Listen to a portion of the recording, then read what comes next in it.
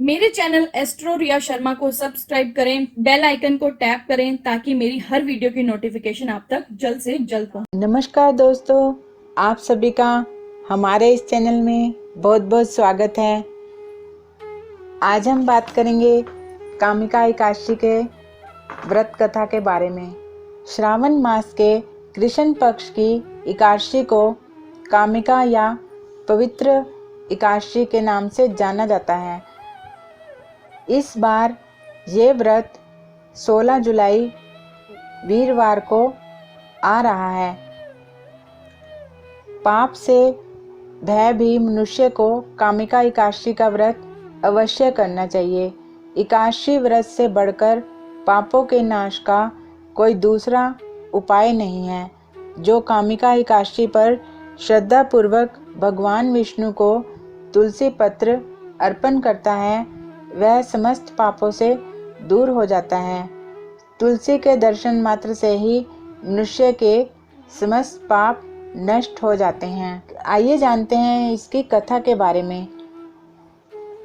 युधिष्ठिर ने भगवान कृष्ण से पूछा, हे प्रभु, श्रावण मास के कृष्ण पक्ष में जो एकादशी आती है वो कौन सी एकादशी है और इसकी क्या कथा है? कृपा करके मुझे बताएं। श्री कृष्ण ने कहा, हे राजन, सावन मास के कृष्ण पक्ष में आने वाली एकादशी को कामिका एकादशी तथा पवित्रा एकादशी के नाम से जाना जाता है। इस दिन भगवान विष्णु के उपेंद्र स्वरूप की पूजा की जाती है। इस एकादशी का व्रत करने से पूर्व जन्म की समस्याएं दूर हो जाती हैं। 1000 गोदान के समान पुण्य फल की प्राप्ति होती है और जीवन में सुख समृद्धि आती है।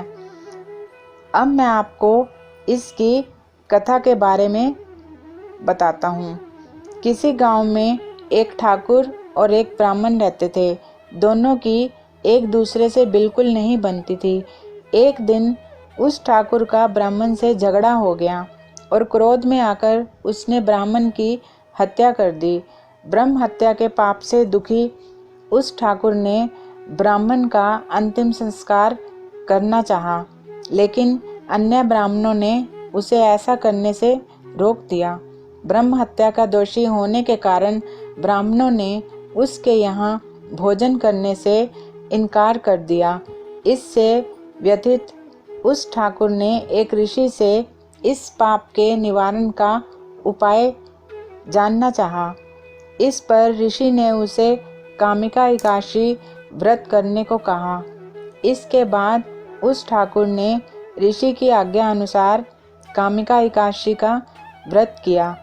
उसके व्रत से प्रसन्न होकर भगवान ने उसे दर्शन दिए और कहा, ठाकुर, तुम्हारे सभी पापों का प्रायश्चित हो गया है और अब तुम ब्राह्मण हत्या के पाप से मुक्त हो। कामिका एकादशी व्रत करने से सभी तरह के पापों से मुक्ति मिलती है और अश्वमेध यज्ञ के समान फल मिलता है।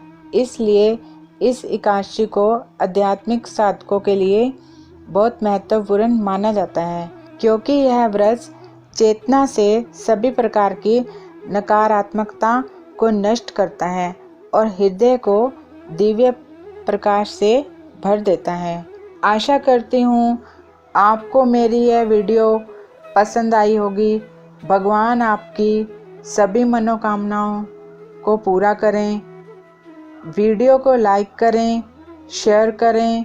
कोई सुझाव हो तो कमेंट करें और ऐसी वीडियो और देखने के लिए हमारे चैनल को सब्सक्राइब करें। धन्यवाद।